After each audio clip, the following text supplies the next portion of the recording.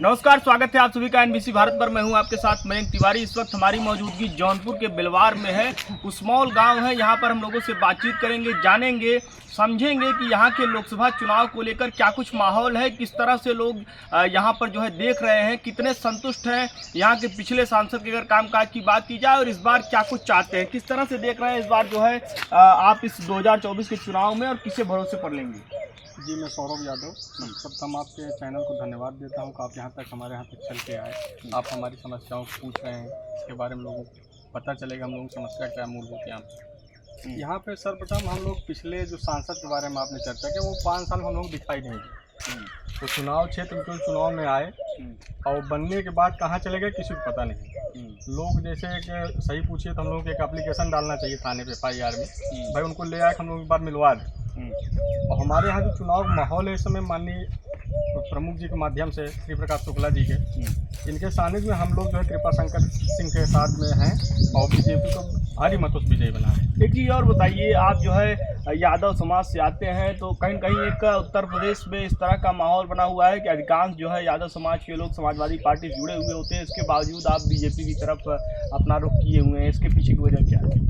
ये अब लोग विकास देख रहे हैं, अब जातवाद मुद्दा नहीं रहा कि कोई किसी के पीछे चलेगा या किसी जात विशेष पर लोग आधारितों को वोट करेंगे। माननीय मोदी जी की विचारधारा से लोग प्रभावित हैं।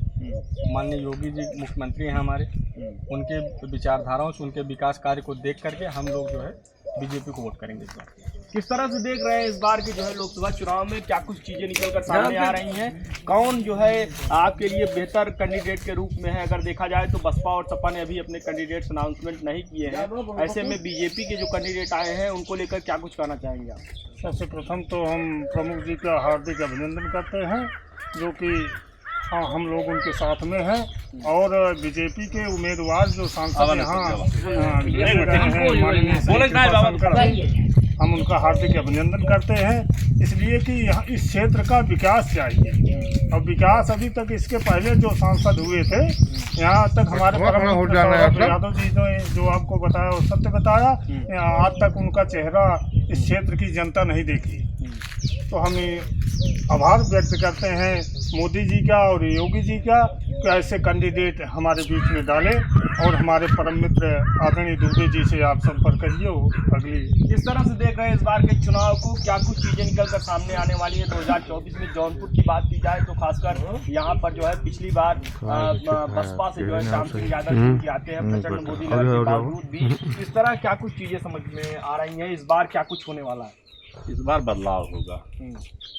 जो सांसद है कृपा शंकर जी होंगे, क्योंकि सांसद जो थे वो अभी तक यहाँ हम लोग मतलब समझिए प्रतापगढ़ क्षेत्र से सटे हुए हैं, लेकिन कभी उनका दर्शन नहीं हुआ। काम तो दूर बात है, कभी गांव में दिखाई नहीं दिए, क्षेत्र में दिखाई नहीं दिए।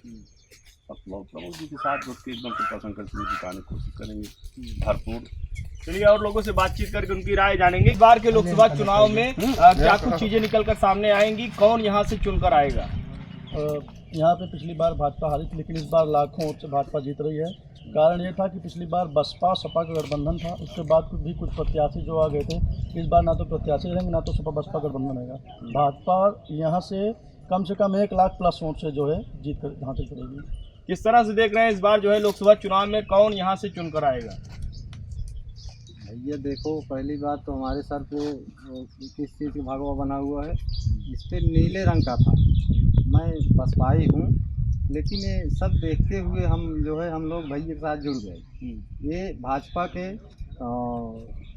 इनके साथ में मैं जुड़ा हूँ। इनका काम, इनका हर एक व्यवहार, इनका जो है प्रेम देख करके हम लोग इनके साथ दिलो जान से जुटे हैं। और क्योंकि बीजेपी की सरकार बनेगी जिससे हम लोगों को एक बहुत बड़ा मिलने वाला है जीवन का, इसलिए हम लोग भैया के साथ में जुड़े हैं। और हमारे श्री प्रकाश शुक्ला जी, हम लोग नाम नहीं लेते हैं भैया, लेकिन अब ये आप लगा दिए, हमको नाम लेना पड़ रहा है। इनके साथ में हम लोग बहुत अच्छे तरह से जानता हूँ, इनके पड़ोस का हूँ, मैं जात का एक चमार हूँ और हम लोग बहुत दिलो जान से हैं।